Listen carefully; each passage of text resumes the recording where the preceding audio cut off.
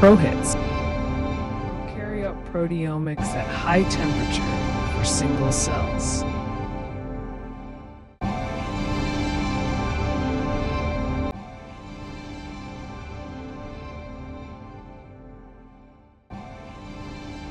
Can you briefly introduce yourself?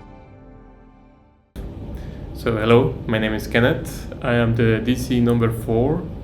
I am a PhD student at the University of Bergen in Norway.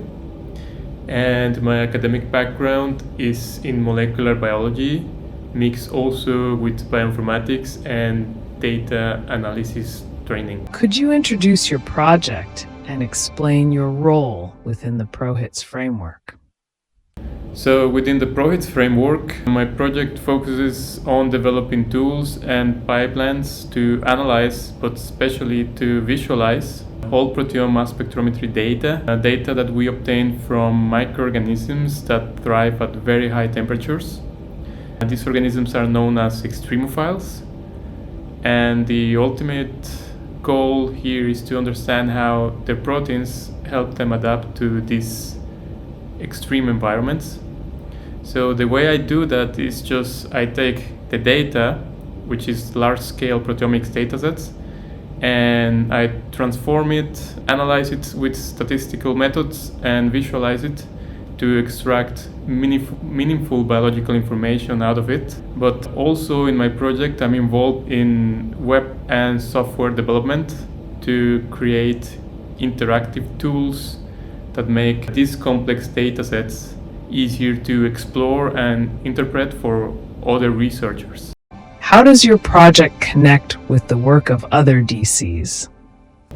So thankfully, I won't be working alone in this project. I'm part of an amazing group of PhDs with diverse backgrounds and a wide range of skills. I will especially work closely together with Caro, DC number 3, on developing analysis pipelines for bulk mass spectrometry datasets.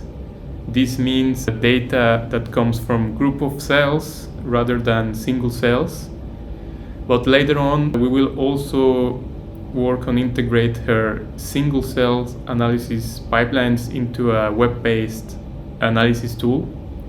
So we can provide a unified platform to process both bulk and single cell data. Also, I will be working closely together with Dinu, DC number 6, who is in charge of generating the mass spectrometry data that we will use in the project.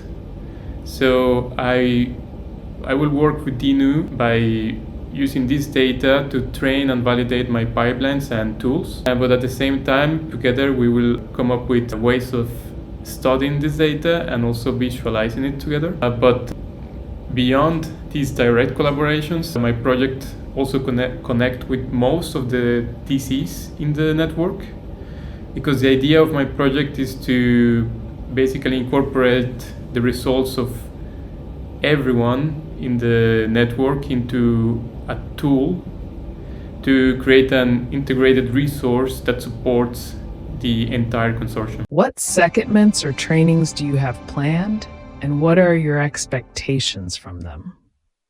I have 2 planned secondments during my PhD. The first one will take place in Ghent, in Belgium, where I will work with Caro VIB for 1 month. This will be in the Compomics group, a group that is already specialized in studying omics sciences like proteomics.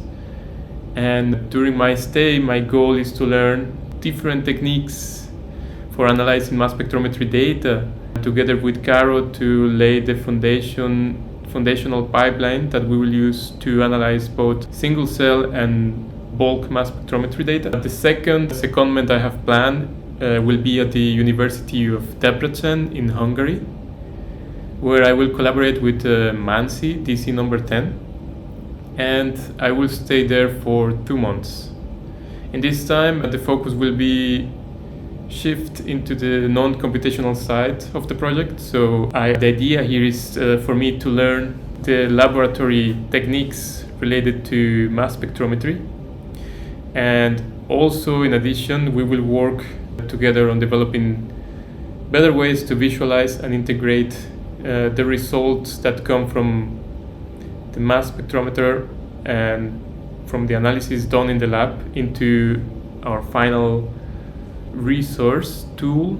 And basically, by doing this, we will ensure that both experimental data and computational will be well connected in the final tool. What motivated you to join this project, and what are you most looking forward to during and after your PhD?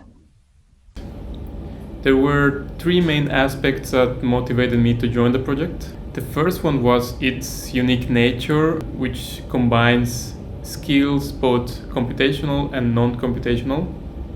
And I saw it as an opportunity to learn and apply the skills I have in data analysis, but also biological research, which is something I'm very passionate about. The second thing that motivated me was being part of a highly competent network of researchers and being able to collaborate with different groups across Europe, because this kind of interdisciplinary environment is perfect for growing as a scientist and building connections that hopefully will last beyond the PhD. And also, I was very motivated by the goal or how the project aligns to a very meaningful goal, I consider. That is, like, by understanding how these organisms thrive at these very extreme environments, this could lead to the development of methods in industry that will benefit sustainability and the environment. So yeah, I just want to use my skills in a project that not only advances basic science, but will also have some potential impact in the lives of everyone. How do you plan to ensure that your project achieves its expected outcomes? Ensuring that the project achieves the outcomes is not only depending on me, but because we are a whole network, the first thing I consider that we should care about is like having good communication, close collaboration with the other DCs and also supervisors in the network. In my case, since my work depends on integrating data and results from different partners, our regular communications and getting feedback will be essential to keep everything aligned and avoid delays. From a more technical perspective, my analysis or my work will adopt a more iterative development process. This means that I will start with prototypes. I will test the prototypes with test datasets. Then I will move to real datasets, and I will keep refining the tools and analyses based on all these performance tests.